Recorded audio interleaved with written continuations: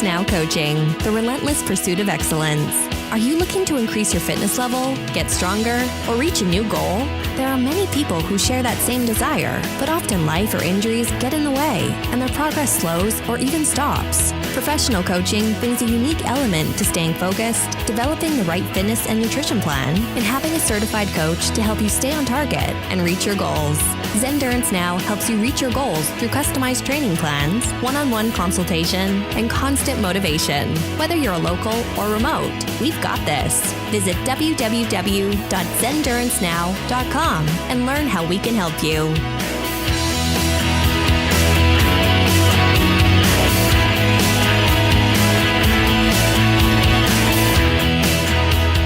G-Fit is a group-based, high-intensity circuit training led by NASM certified trainers in a pressure-free, friendly, and comfortable environment located in Tampa, Florida.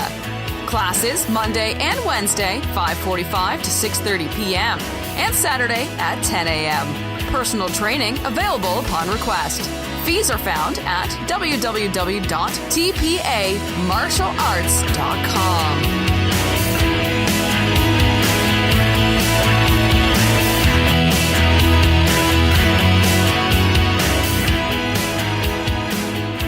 The following program is for entertainment purposes only. Though the hosts of this show are certified Ironman coaches, their attempts at long-course triathlons and endurance events should not be taken as an endorsement for you to do something stupid too. You should make your own bad decisions, then podcast about it. Now, let's start the show.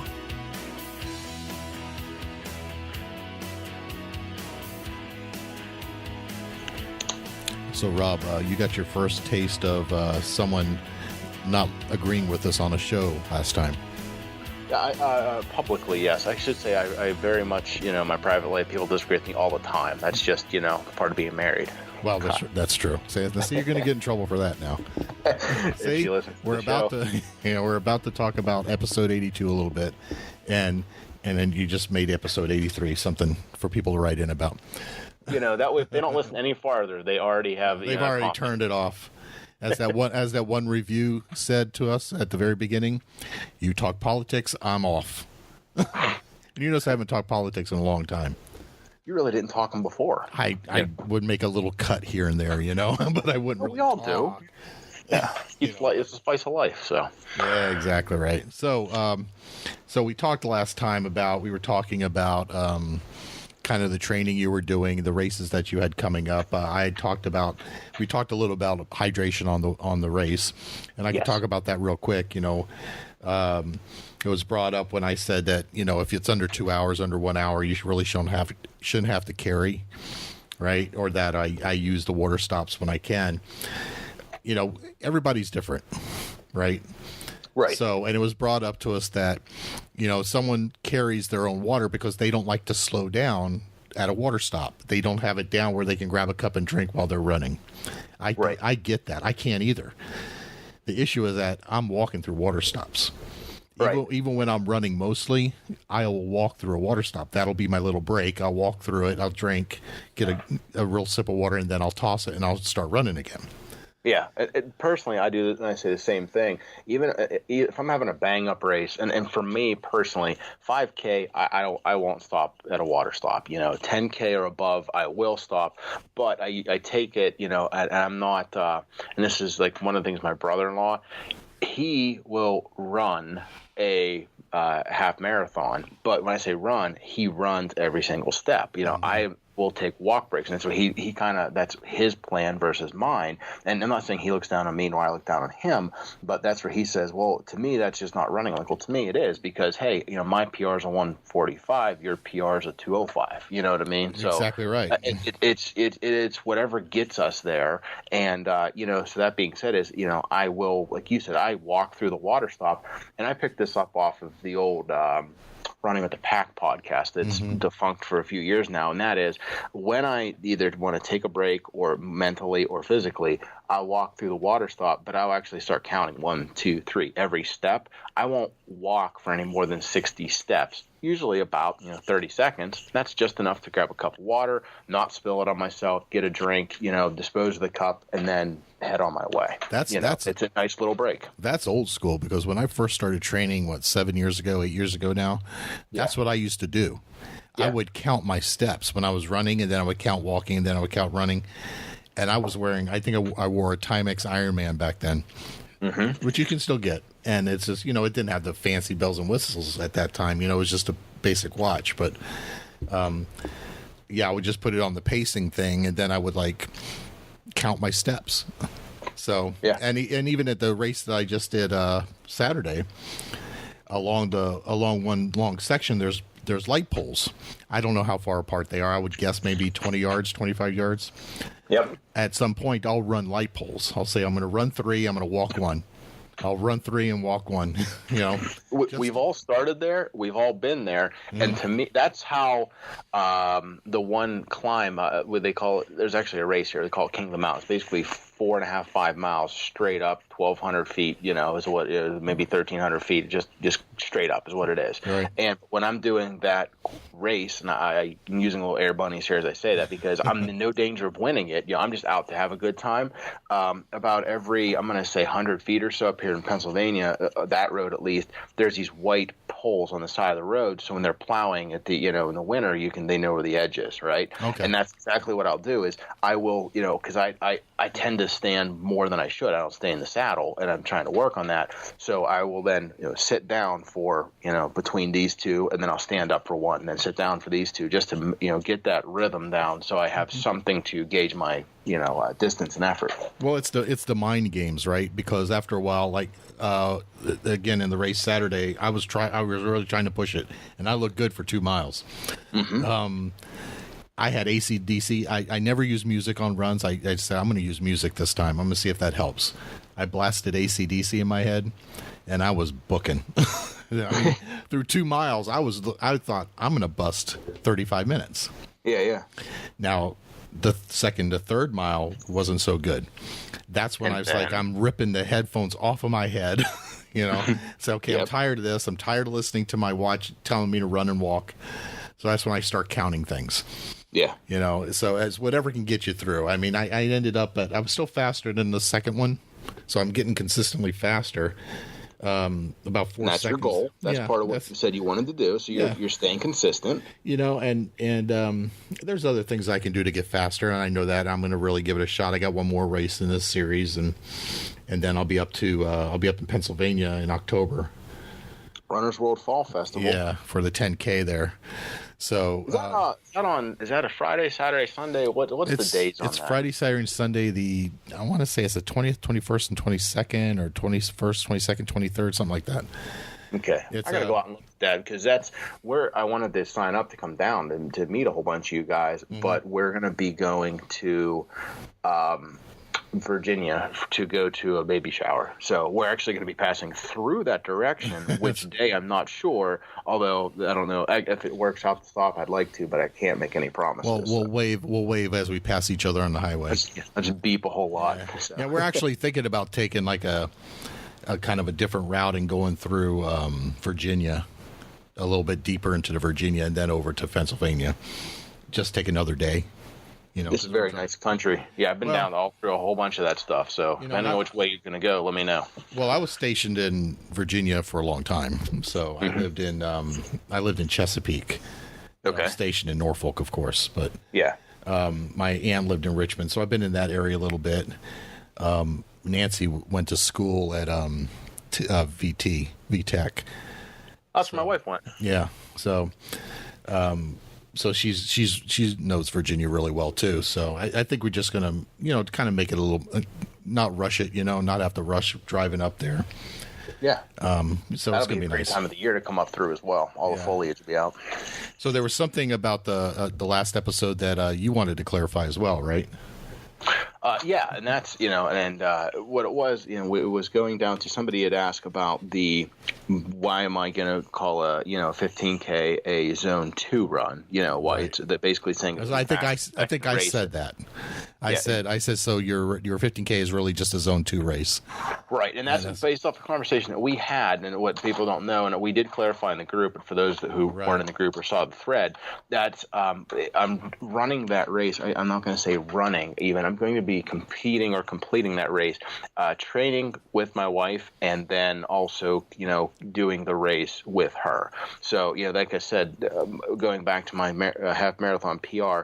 I set my PR in New York City, but then the following year I went back to run it, and I trained and I ran it with her. And that's the whole purpose behind it. So her pace versus my pace, it's a nice steady zone 2 workout for me to be out there with her through the training runs, and then to do that race with her, just have some family time, baby in the stroller and all that. So, if something happens, she chooses to not do the race, then I might try to go a little faster. But, the purpose for me is to complete that race every step with her. But you know what? That's part of the fun of running sometimes, right? Even though you don't have to race every race, right? No, we got a pooch over there, huh? Oh, I got 2 of them. That one, my wife locked him in the kitchen. I'm having flashbacks to Randy now. His dogs, So, you hear my echo there? I did not know. Did it go away? Okay, I heard it. I echoed a couple times there. What was I saying? Oh, sometimes, you want to run with somebody and they might be slower or even fast. They might be faster than you. But sometimes it's nice to do a race and just stay together and not worry about racing it, just go out there and have fun. Yeah. I start worrying about, and nobody that said this, but, I start worrying about people that think they have to compete every time, Yeah. You don't, there's sometimes you just want to go out and have fun, right? That's exactly it. And sometimes you want to set a PR, and then some things, and now I'm going to go to the extreme opposite end of it. Like, hey, I went out and was trying to do better and better and better when I was out doing those marathons. But there comes a point where, hey, A, I know I don't have it in me, and B, I just want to enjoy the event. Right. You know what I mean? Like New York City, there was 50,000 runners the time I was doing it. There was never a part of that race where I wasn't in a crowd. So it was not the race to try to set a PR unless you're an elite and you're way out there ahead of everybody. Right? Yeah. But when I'm back at the 10-minute or higher corral, you're there for the day. Enjoy it. You know what I mean? It's taking the sights. I had my iPod with me, and I took a ton of photos, during the race, and you know what I mean. Most of the mile markers on the bridges, when I got into Brooklyn, the Bronx, Manhattan, etc. And you just got to kick back, relax, and enjoy it. And then taking it a step farther, like when you guys go to do these events down here in Pennsylvania, hey, you could try to go for a PR, or if you're there with a group, you can just have as most fun as you can, and that's sometimes all you need to do. Well, and to be honest, obviously there are great groups out there, but that's why I try to stay away from a lot of those, is because, and not that they are, but you got the groups like Sub 30 out there, and it's in their name, right? Yeah. So I'm not always into that. Now there will be a time, like with the 5Ks, that I'm trying to get under 30 minutes. I'm actively trying to do that. But if I go up for a 10K or half marathon, I'm not doing that. Right. Not yet, right? My fastest half marathon was 3 hours and 34 seconds. I've never broken 3 hours. So eventually I would like to do that. Now I have one coming up December 2nd. I don't know if I can do it then. I think a lot of my issue is not, if you could see me talking right now, people would laugh because I'm waving my hands around like a good Italian. You're getting very animated, John. I catch myself doing this, and I. Like, like, no, John. Yeah. A lot of my issues is weight related. I think that if I was 50 pounds lighter at my current fitness, I'd be fine. Right. I could do it. A lot of it is weight. I was getting down in the 250s, and now I'm back over 260 again, and I haven't changed anything.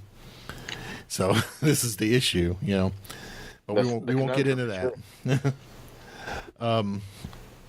But last week we were going to talk about your last race. So what we're going to do is what we wanted to talk about is not only your race, but how as a coach do I look at your results and what I'm looking for. Because I don't think people realize that a coach sets a plan, but there's actually, we look at stuff after, and even during trainings, but especially after races, we're looking for things. So I thought it'd be interesting, if you talk about your race and what you were thinking during the race, and then I can tell you, okay, this is what I saw. Okay. And see if it matches up. I think it probably will, because I think you hinted at one thing already that I picked up on. Yeah, and that's why I think I know where you're going with that. So I'm going to start, instead of talking about the race, with this morning's workout, because it's what I noticed leading into it, the race. And that is, and I guess it comes down to, what are you trying to do? And then where do you go with that? And that'll make a little more sense in a second. So you had me doing speed workouts, and that was what I was doing today in the pool. And then I kind of ignored your workout, and I told you I was going to do that. That was for a reason, though. That's a whole sub thing, which we can get into later if people want to know about the Garmin 920. And I swear Garmin will fix things only if you complain, but we'll get there. So, but conspiracy. Yeah. You had me doing speed workouts in the pool, 100-yard repeats with 15 seconds rest in between. And for me, and it's something I said, I'm around a mid 130s to a 140 consistently, just knocking on the door every single time, clicking, right. So when I went out to New York, I swam hard, and what I liked about New York, so a lot of these smaller venues, I'm only 34, 35. I don't know. Born in 83. I guess I should know that. No, I'm 34. Anyway, so I'm always usually in these first age groups to go off. As such, I don't really have the opportunity, especially in the water, to draft off anyone. So when I was in New York, I was swimming hard. But when I say hard, I made a conscious effort, since we were going off in many groups, waves, because we're jumping off a barge into Hudson, that I was going to get to the beat feet and get to the front of my group, because I wanted to either try to catch the people in front of me, or what I ended up doing was, since it's such a long swim, I only using air quotes, got caught by 2 swimmers from groups behind me. And, I can tell by the color of the cap. And so I would try to duck in behind and then draft off of those guys. Right. So that was my goal for that race. And then, like I said, when I'm in the pool, you would tell me, I know you have to do speed work to get quicker, to get faster. And when I'm in the pool doing my speed work, this morning, as an example, if I'm kicking as hard as I can, and if I'm, pulling as hard as I can with my arms, at most I can get 100 repeat on a 132, 134. Right. I can pretty consistently hit a 136. That being said, if I don't kick at all, I don't even feel like I'm kicking, I barely flutter my legs to keep my body afloat, but just pull pretty strong with my arms, I go at about a 138, maybe 140. Okay, so that's a pretty big range, we'll say, from 134 to 140. But really, if you take the middle of that, 136 to 138, when I'm kicking hard, swimming hard, RPE of 9 or so, I'm winded. I can only sustain that for maybe 200 to 300 yards. So if it was a 400-yard, sprint triathlon, which some of those are in my area, I can do that. But if it's a 750-yard swim, I can't sprint the whole thing. I'm going to be too gassed, and I'm going to be just out of breath when I get out of the water. So going into the Columbus triathlon, what I decided to do once again too, they were doing 3-person rolling wave time trial start, which is pretty neat. Okay. So I actually, usually in a mass start, I try to get to the front of the group to get out ahead of them, because I know I'm a faster swimmer than them. I don't want to get caught in traffic, and I just want to get out ahead and get done. And but that being said, this one, since I knew that I was going to have the opportunity to kind of draft around some people, I went to the back of my age group. I was one of the last 3 to start, and I got in the water. But what I didn't try to do is I didn't try to kick and scream and go full throttle the whole time. I literally kind of geared back because, once again, if we're talking a 750-yard swim, just using the math, 2 seconds per 100 is going to be 14 seconds difference in the swim. Right. So if I'm 14 seconds slower in the swim, but I literally come out of the water, I'm like, woo, hey, feel refreshed, versus coming out of the water, gasping for air right? So hard, that I can't, I feel like I'm going to die. I thought it was worth that sacrifice, especially since I knew the bike was pretty flat, and I wanted to start strong on the bike, start strong and stronger. Basically, I wanted, and I kind of scoped the course. It's pretty flat. I think you would have looked at the data. What is it? Less than 100 feet of climbing? Yes, maybe 100. Yeah. If that. So, and it was a little bit of a little up, little down, just very minute, false flats when you're out there. So, I was pounding pretty hard. I felt on the bike, and then I was trying to get even harder on the turnaround. Now, always as part of my goal, I said I wanted to qualify for nationals, but also what I wanted to do is beat Garmin. So my brother-in-law is Brad. His brother-in-law is Garmin. Garman, not Garmin, like the watch. Yeah. M-I-N, not M-I-N. But anyways, and I was, so the difference is, and this is where this has nothing to do much with race analysis, but when I say it is what it is, he had been a terrible swimmer. But in New York, he's actually like 3 seconds faster than me. But that's where when I say a wetsuit, for those of you out there who don't have one or are afraid of the water, if it's a wetsuit legal race, if you invest, like I bought an old 2XU from wetsuitrental.com, and I use that thing almost every chance I get just because it's a legal advantage that you can have. Okay, I use a sleeveless one, so it's less constricting. You've heard me say that too. I say if it's wetsuit legal, I'm wearing one. And it's just, and that being said, is I would have taken mine to Columbus. I just literally was drying on my balcony. I forgot about it. And so my brother-in-law, Garmin, he wore his wetsuit. I didn't. Okay. I did beat him in the swim, and I was out ahead of him on the bike, and it was an out and back, so I could see how far ahead of him I was. And then I beat him off the bike. I was out of transition and out of sight by the time he was coming in on the bike. And that's always my thing. Try to get a lead on the swim, keep that lead on the, sustain it on the bike, and then I can kind of like bleed it on the run, right? Anyways, though, now let's go talk second. So he wore a wetsuit. I didn't. He had a little bit of an advantage there. And once again, the reason I say if you can take that advantage, he's a very poor swimmer, and that really is a great equalizer for him, okay? Right. Second, though, and I don't know how much his bike cost, but, I'm rocking a 2004 or 5 Specialized Transition. I paid $600 for the bike 10 years ago. Okay, it is a tri-bike, aluminum frame, carbon fork, Ultegra rear, 105 front, nice bike, but it's by far not modern technology. It's a decade old. Right. He's riding a Cannondale CAD 10 with flow. He's running SRAM red on it and flow wheels. Wow. You know what I mean? So he's got a little bit of money invested in the bike, okay? And so that's why, to keep and stay out ahead of him as best I can there, I know I'm about, on these 5Ks, about an 8-minute to 8:20 on a 5K at the end of a try. He's about a 6:45, and that's where I need to get faster, need to get lighter. Anyways, about half a mile in, I'd say, so we went up, and we had, the only incline was running up to get on this breastwork to run out across this breast of this dam, turn around, and then come back. And, he caught me then. And I mean, just blew by me like I was standing still. He obviously turned on a little bit of extra gas. He's probably at about a, 550 pace because I looked on his, Garmin data later. He kicked it up just to get past me and get out ahead of me. And there's no way that I could possibly keep up with him.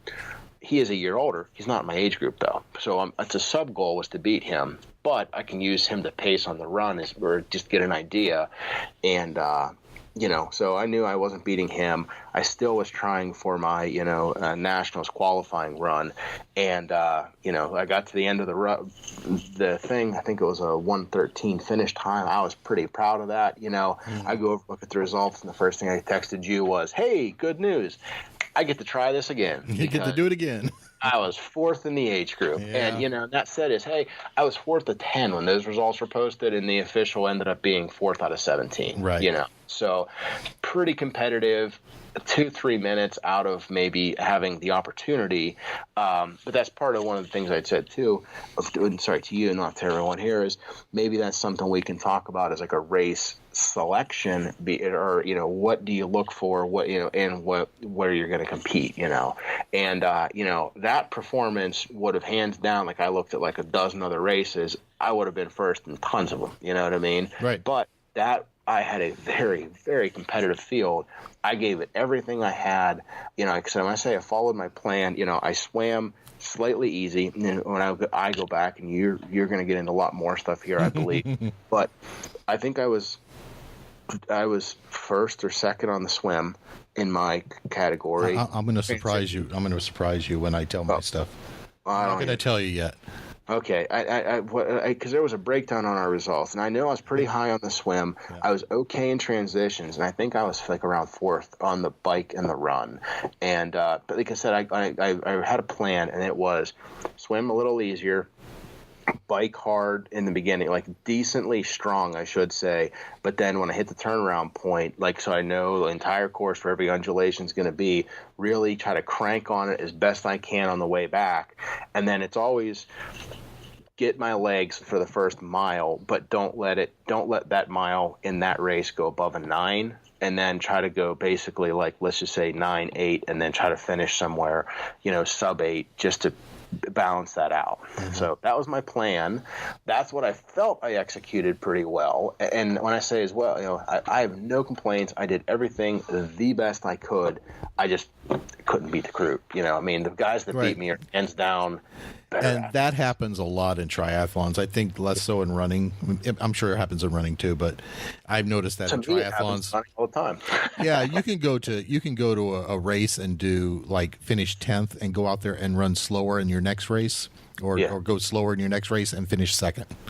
Yeah. It really depends a lot about the group that day. So when I see this data come in, I always see yours come right in. You're always good about that. I started looking at it on my phone, but now I need to look at it on the computer because I wanted to prepare something, not just, kind of type it, kind of piecemeal like I do it. Right. So to say that I know all coaches are different, so I'll put that out there right from the start. There's really 6 things I look at, and I kind of piece it out.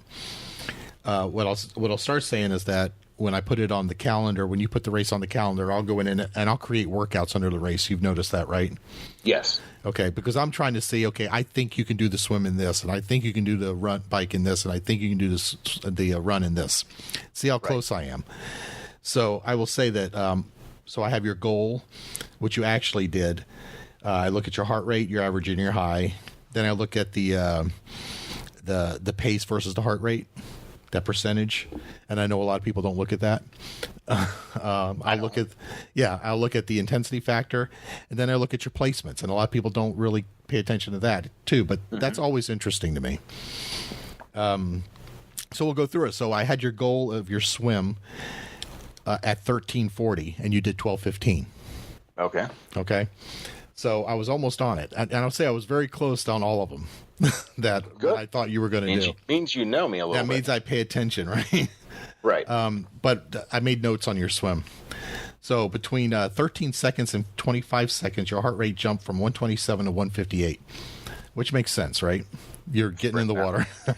When you see that, it just jumped, right? But then you stayed constant at between a 158 and 163 until the run out, where it jumped again to a 161 or 181 actually. Right. So that makes sense, right? So, yes. So your actual was 12:15. Your heart rate 163 to 181. Your pace to heart rate, which really doesn't mean a lot in swimming, but it was a 14.96%. We've talked about this before, Randy and I, within 5%. means you're right in the zone. Negative to positive 5%. So you were pushing a little bit hard in the swim, even though you didn't think you were. Your IF was a 0.99, so you were almost peaked, which is interesting, right? You didn't think that, right? No. You came out of the water in first place. Okay. Okay, so you're first out of 17 in your age group. You're 29th in the males, 29th out of 147, which is the 81st percentile, and overall you were 46th out of 241. So 81% again. So pretty good, right? Is best I think I can do for me. So, so your bike, I had your goal as a 35:30. It was a 32:44. Okay. So you're faster on the bike than a little bit faster, but pretty close to what I thought you were going to be, right? Right. 177 to 183. You don't have power, so we can't look at that. Your intensity factor was a 1.13, so a little bit higher than really it should be, but you were steady. You were like even in the little climbs that were there, your heart rate stayed like dead solid through the whole time. Mine doesn't do that, so it's always interesting to me to see that. It's just like a flat line. Well, and that's where, and I'll step in and say and I'm going to say the climbs, using the air bunnies there with them, the air quotes. The climbs out there were barely what I consider a flat ride from where I'm training. Yeah, right. So, and that's why if people go out and look at, and I say that, you know what I mean. If I go, I'll say north or south from my house, I follow the river. I have rides that have very little undulations like that. If I go east or west, just a quarter mile, I have 12 to 1,400 feet straight up each direction. Right. So and that's where I can make a 4,000 mile climb, a ride across 20 miles. Well, even you made the comment that when you did the turnaround that you hammered, but your heart rate did not budge. That's good. So good, right? Yeah. You came off the bike in fourth place. Fourth out of 17, so you dropped like 19%. You gained in the male category. You went from 29th.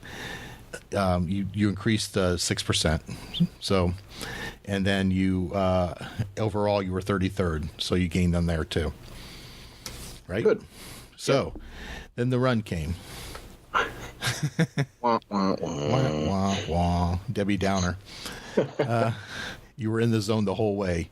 I'll say that I had your goal as a 28:05. You were a 25:58, which is an 8:17 pace. Okay. Outstanding to me. 172 to 180 in your heart rate. Your pace to heart rate was minus 3.32%, so right in that 5%. You spiked to 12% at about 4 minutes in, but then you settled out. Exactly, and if you went look at the data track, and this was intentional as well. I guess I skipped saying it. Yeah. I was going up that little bit of an incline to get on that breastwork, and I looked down. I felt my heart beating in my throat. I looked down. I would think I was at like a 178 or a 180 something heart rate. And I'm like, I got to get that under control, or I'm gonna have some trouble. But you did. It bottomed out really fast. So whatever you did worked, because it went right back down again. 30 steps, couple deep breaths. Yeah. Your run portion, you came out, your IF was a 0.83. So, it's high, but it's in zone 3, zone 4. You came out of the run in 10th place out of 17. So you definitely dropped. 60th in the males and 77th overall, just in the run. So overall, you were 4th. You knew that. 4th out of 17, 30th out of 147 males, and 34 out of 241 in the overall. So, but I look at that and I think that's a good race. That's a really good race.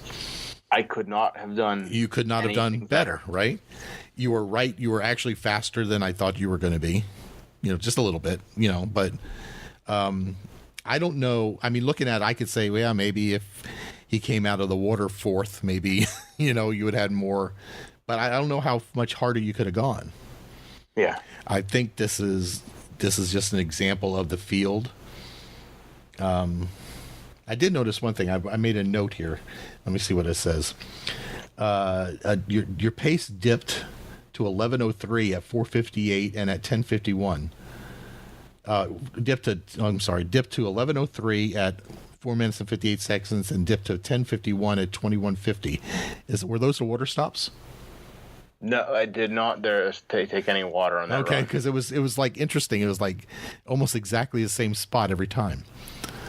I'm looking now on the data. Are you looking at it? Is that the green line that I'm looking at? Yeah. People, that makes for great audio, by the way. Yeah, I know, because you're looking in Training Peaks. There's multiple lines. John will be able to tell you. There's the yellow, the gray, the red. The red's obviously heart rate, and then I guess the green is the pace. And no, that's coming. I can tell you what that is, John. That's a hairpin trail. So I'm thinking through the woods. So and that's uphill, and then consequently back down. But it's like a double switchback. Gotcha. So I'd have to slow down at that point. Gotcha. That makes sense to me. To drop my heart rate, slowed down coming back because I don't know, I just don't want to fall, I guess. Wimp. Sorry. Yeah. So it was interesting because I noticed those things too. It's like, oh wow, that happened right at the same spot. Yep. So I'm thinking, is that a water stop? Then I noticed another interesting thing. If you guys still got it up at like right at the end at 2150, your pace increased to like 646 per mile. Yeah. You were sprinting to the end, weren't you? I was, and then if people could see my data track, I'm actually when I say that my slowest portion of anything I was doing was the first, I'm going to say quarter or tenth of a mile, and then my fastest is my last tenth of a mile. It's a slight grade up out through a parking lot. So I was get off the bike, just trying to find my legs, running up out of the parking lot. It was my slowest pace, up a little bit of a hill. Legs are tired, but you're right. But also, hey, sprinting it out and also running downhill. Gravity is my friend that direction. Yeah, exactly. And it's always interesting to me to see. I mean, the race was a good race, so there's really nothing I can pinpoint and say, yeah, that's where we need to work on, and this is where we need to work on. Because I think overall, you're there. You just the group you were running with this time just happened to be a little bit faster. Yes. So we didn't get it this time, but you got one more shot next year, right? Yeah. Or this year, maybe, right?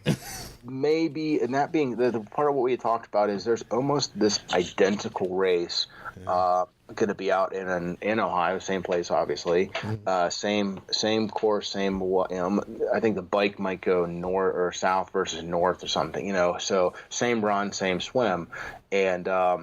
I did pretty well there last year, and it's one of those, I don't know if the same group is going to show up or not. You know what I mean? Maybe because this was part, and I think you had pointed this out, this was part of one of my friends did, this is part of a series where they do like 5 or 6 of these around these, like almost like state parks around Ohio. Yeah. So some people follow that series, but also, I mean, I don't know where all these people live. This could be their home race. Like, that's why my brother-in-law, Brad, likes to do it. This is 4 minutes from his house, so if all those folks live within 10 minutes, they're obviously not going to skip it. Well, so to get into, now remind me, because, I've never been even close to nationals. So is it top 3?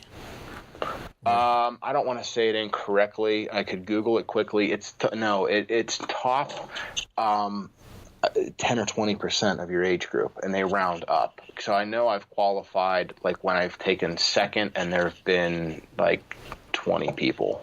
Okay. Gotcha. So I want to say 10% on that. That sounds right. I feel like that's what it is, and they round up. So if there was 15 people, they would take the top 2. So look at it this way: then, if it's the same course, maybe the 2 or 3 that finished ahead of you already qualified, and if that's what they were doing, they're not going to be there again. Possibly. Hopefully. There you go. Well, we'll see, right? There you go. Right. We have to have 2 of them not show up, and then I'm all right. So. So we did want to touch about something else that's near and dear to everybody's heart. My brain is like not working right now. Near and dear to everyone's heart, and that is the treadmill.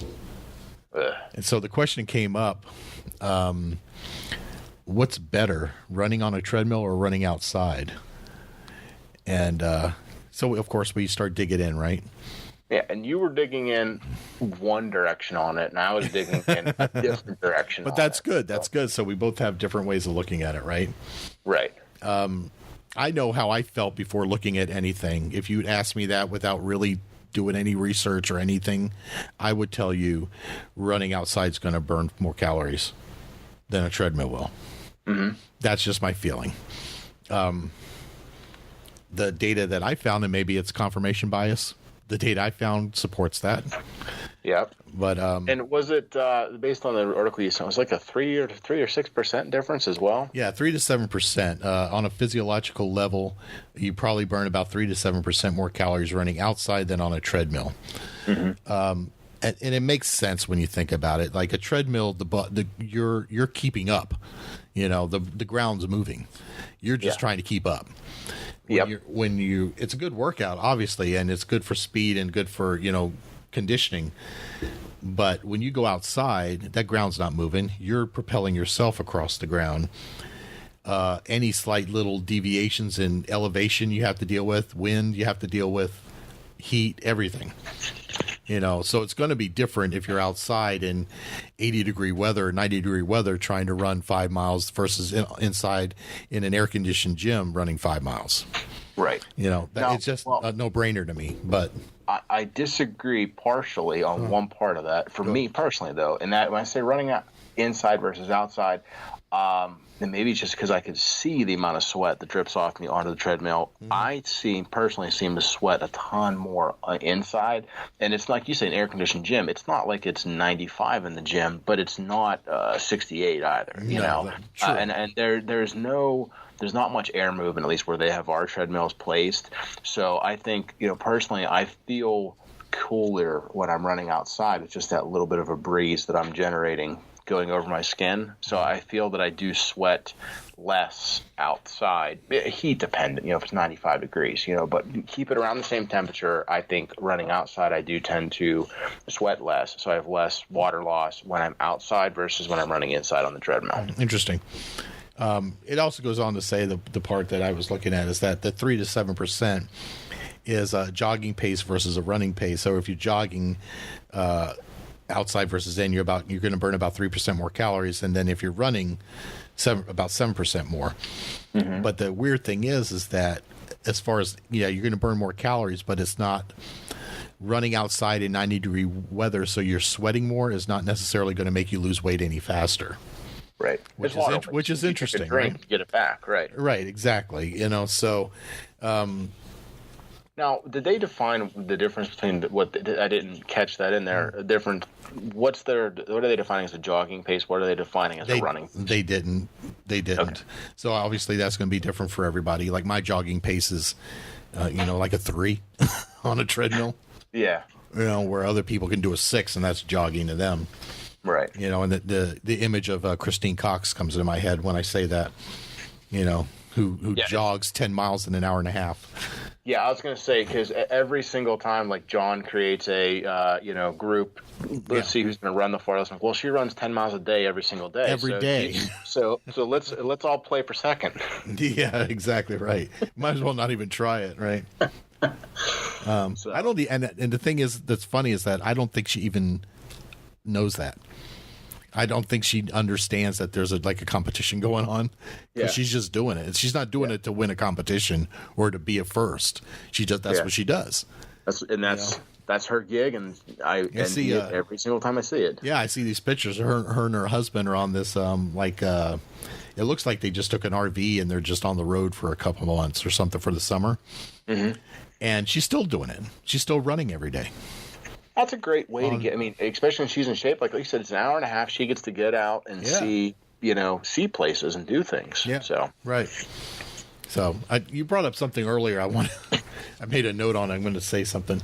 Go ahead. You talked about like in competition with your brother-in-laws and stuff like that, and how you did that. Yes. Jennifer and I used to do that in Crystal River all the time because I was always faster in the water than she was. Being what may. My fastest swim ever in a 400-meter swim was there, and it was like 9.5 minutes. That's good. Ever. I've never gone it back to that. But the joke was that, okay, it was an out and back, 7.5 out, 7.5 back bike. Could she catch me on the bike? Mm-hmm. Because we always started in the same wave. This race always starts Clydesdales and Athena's in the same wave. So we always started at the same time. So the trick was that her goal was to catch me. Right. And my goal was to not let her catch me. Yeah, just stay out ahead of her. I have to say, she always caught me. Every time. And she has I don't know what she's riding now, but she used to ride a Bianchi. Mm-hmm. And her Bianchi at that time, if she coasted, it ticked. It went tick, tick, tick, tick, tick, tick, tick, like that. Yeah. And to hear that tick behind me, it gets you going. God, man. I can tell you the exact sound of his wheels coming behind me. Yes, you can hear it, right? You know it. And but I remember the first time is like I wasn't to the turnaround yet, and I heard her, and I said, "I hear you." And she goes by me, smiling. She goes by me, and then I think the second time or the third time, I had made the turn and saw her. Yeah. And she caught me, and then the last time I thought I had her. I was about maybe a half a mile from the finish, and she caught me. Yeah. So she always caught me, but it's okay. She's a good cyclist, and she's even better now. So yeah. So it's kind of a fun competition to do something like that, to kind of have like, because my run she was always faster on my run, even though she was, we were both pretty slow on the run. I got passed by an 88-year-old one race. Hey. If that's what they do, you never, you can't get upset by getting passed by people. Oh, no. You never know what their race, what their training schedule is. We've talked about that. Is that you don't know their story. Yes. It's like, yeah. There used to be. I talked about that guy that used to go after those races that I thought I could beat, and that's where I was like not going by my own rules. I looked at him. I said, "He's heavier than me. I can beat this guy." Yeah. Which I'm against doing that kind of thing, and he kicked my ass. Yeah. And he ran like a 9-minute mile.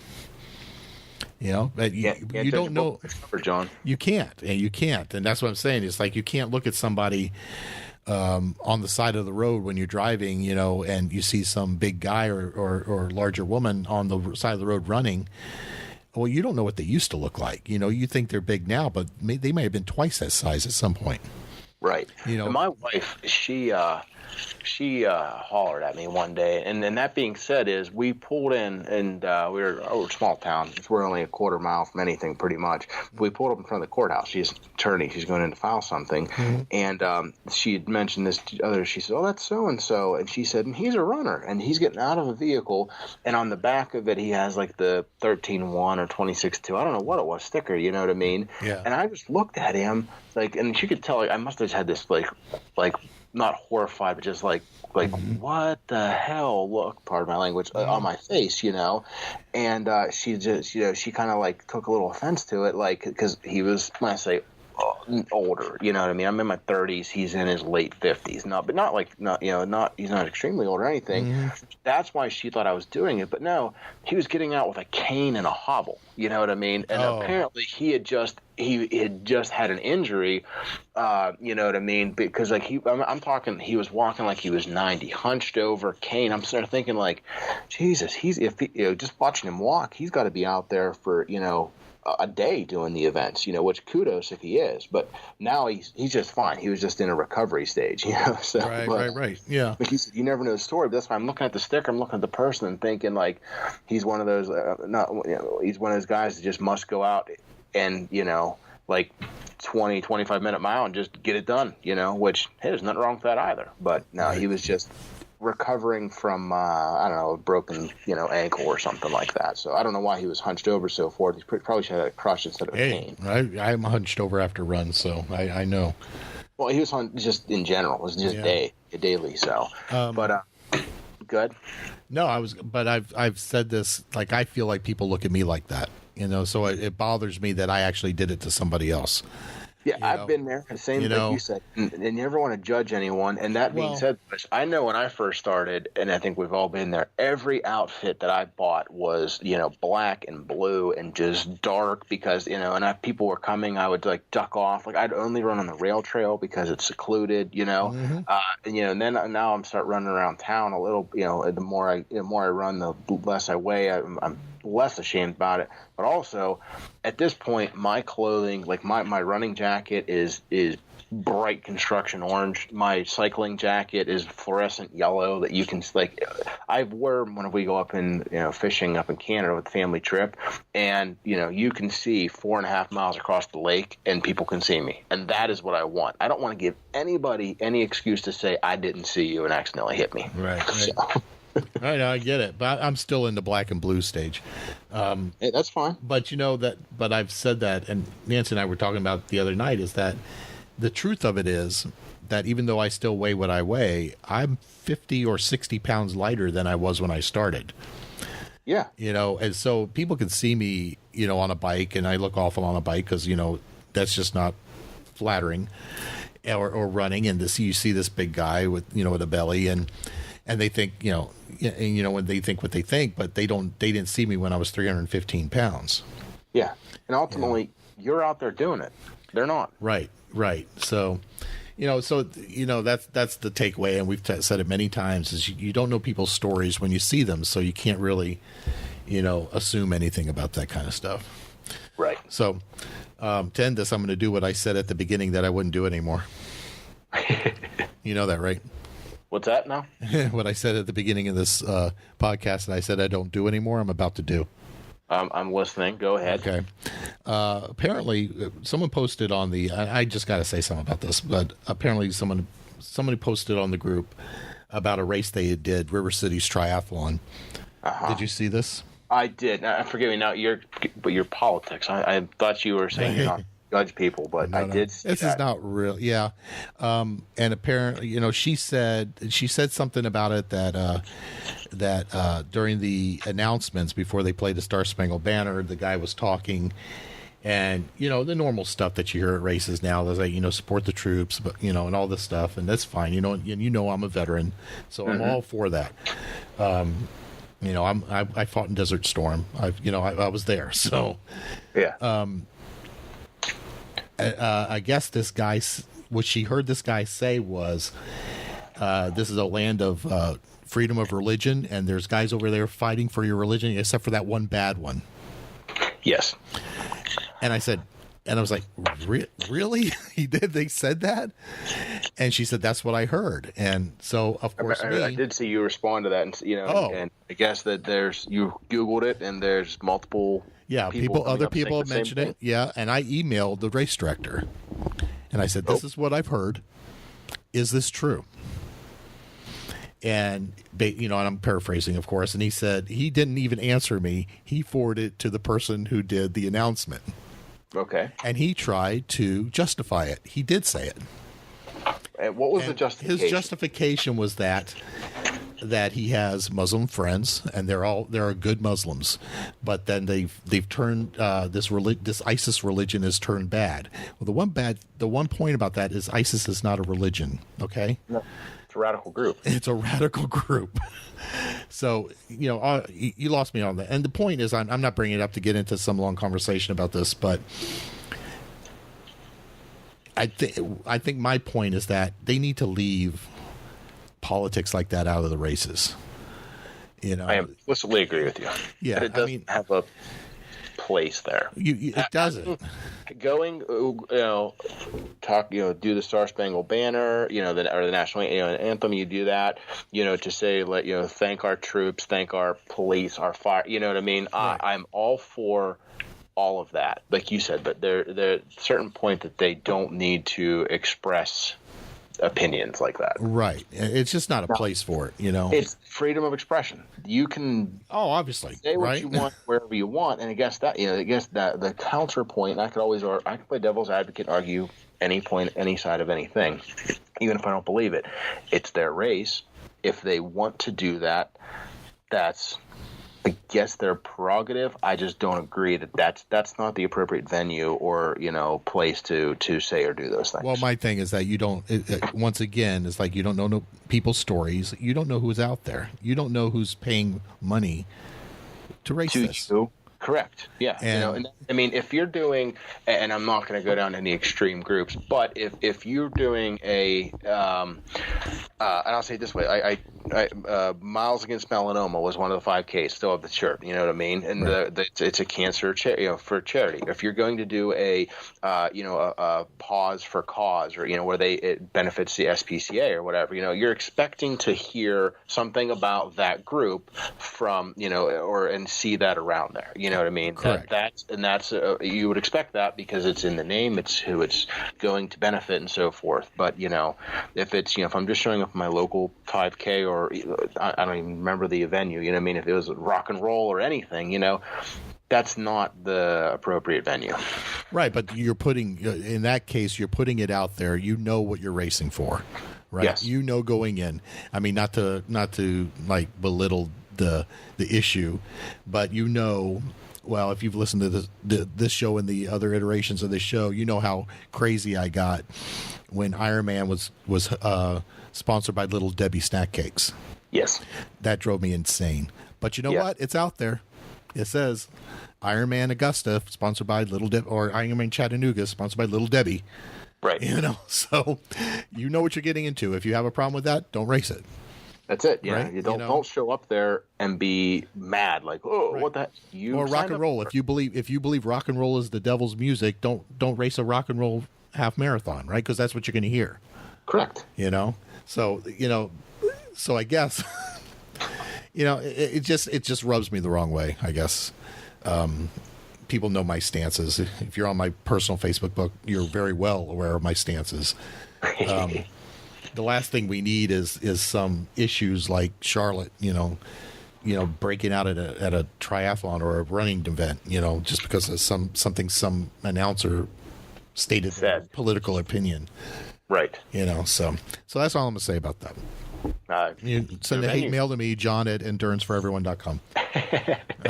Go promptly print it out and put it in. I'll promptly send it to the spam folder. Nice. And remove you, but that's beside the point. So that's all I got for tonight, Rob. I don't know if you... I did Google real quick. It is top. You must place first in your age category or top 10%. Okay. So it's not 10 or 20. It's 10% in order to be USAT qualified. Top 10% or top in your age group. So yes. I think that's pretty much the standard, isn't it, for most championships? So, yep. Well, and the only other thing we didn't discuss, I'll throw one liner out there in case anybody has any good data, because I was trying to, you all have heard me say that I want to get faster. So I am working on my diet, and it's working well. I'm losing a little bit of weight, but I do want to get faster on my run. And John is doing a great job of giving me intervals, and I'm doing everything I can. I'm doing some treadmill work, some outdoor work.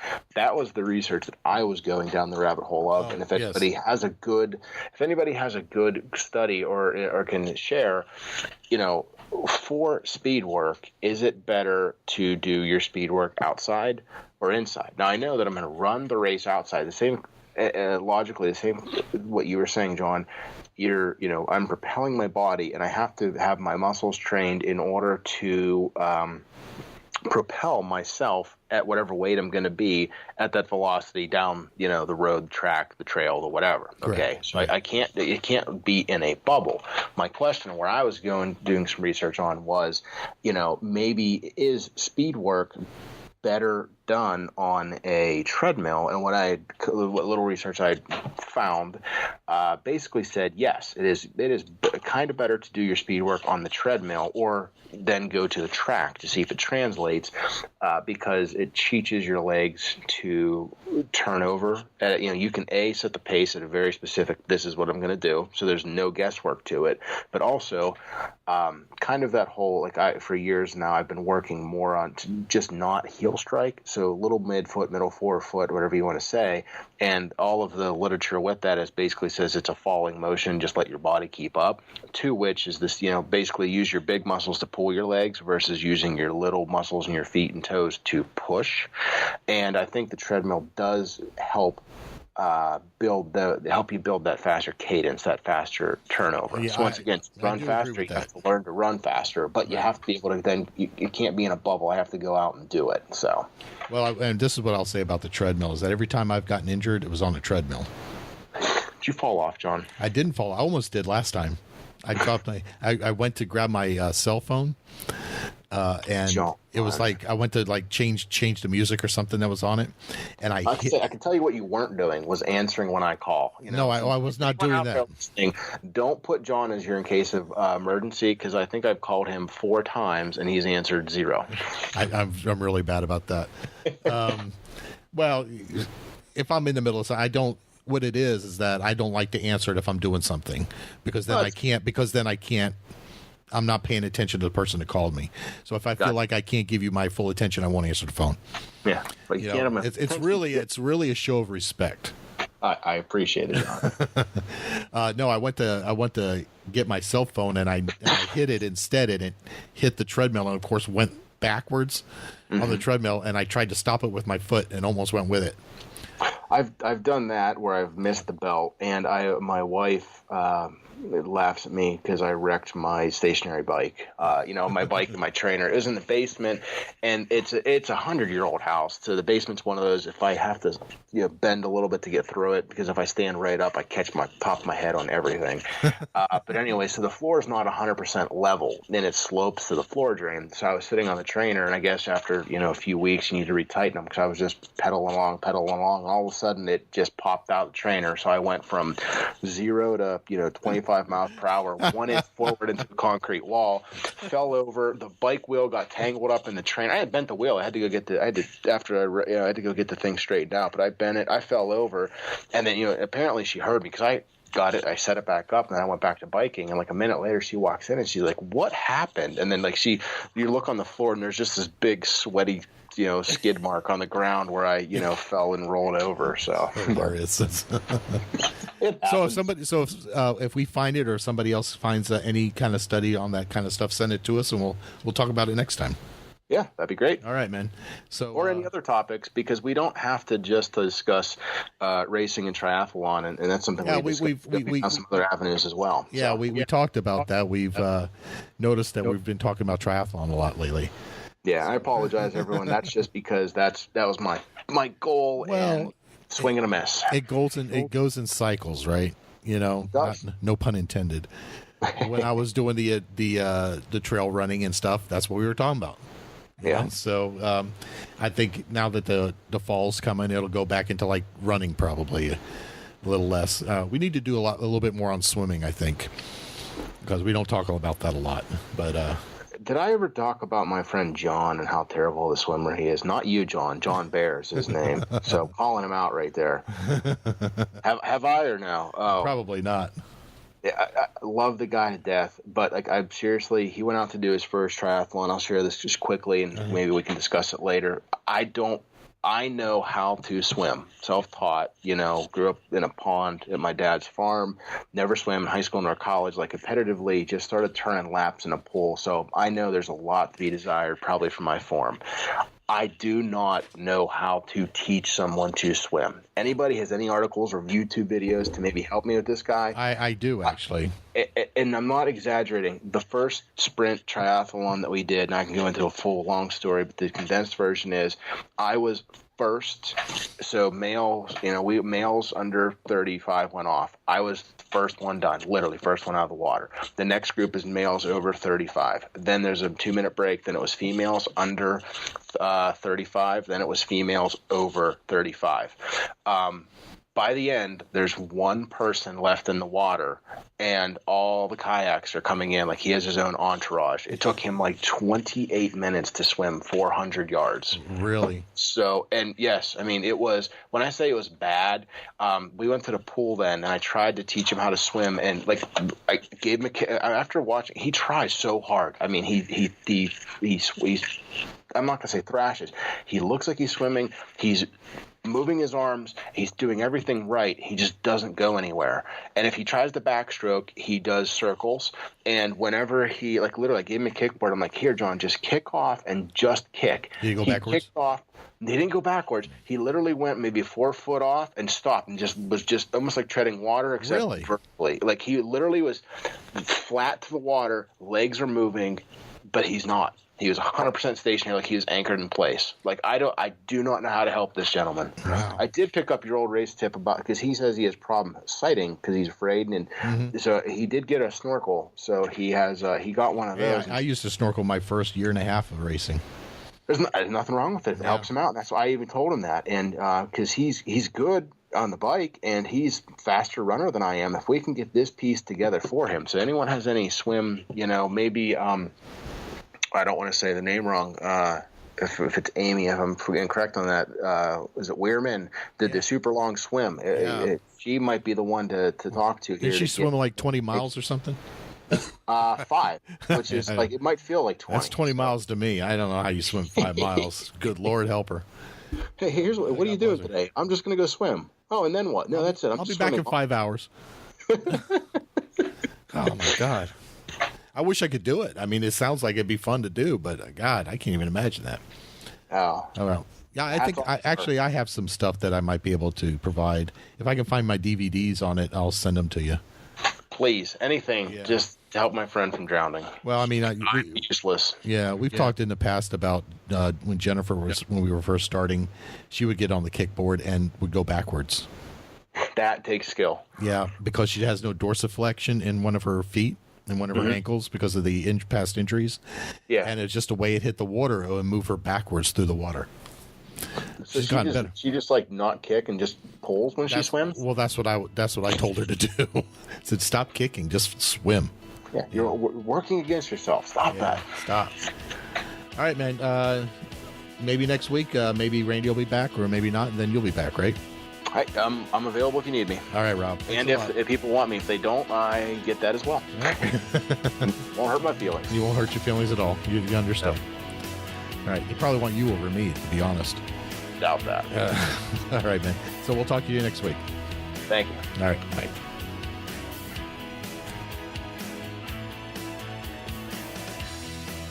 And that's the show for this week. Join us on the Facebook groups to find more insight and answers from the guys and friends. And thanks for listening to the Fat Slow Triathlete Show. Swim calm, bike strong, and run steady.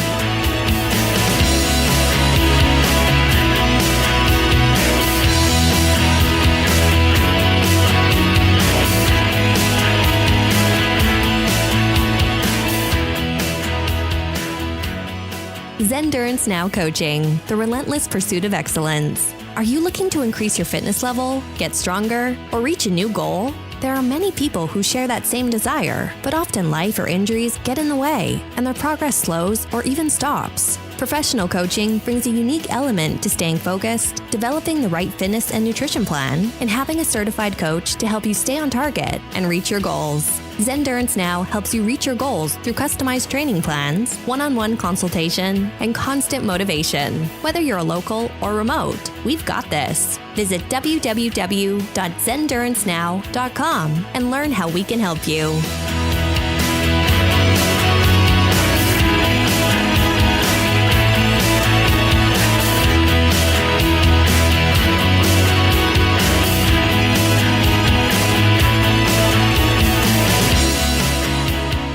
G-Fit is a group-based, high-intensity circuit training led by NASM certified trainers in a pressure-free, friendly, and comfortable environment located in Tampa, Florida. Classes Monday and Wednesday, 5:45 to 6:30 p.m., and Saturday at 10 a.m.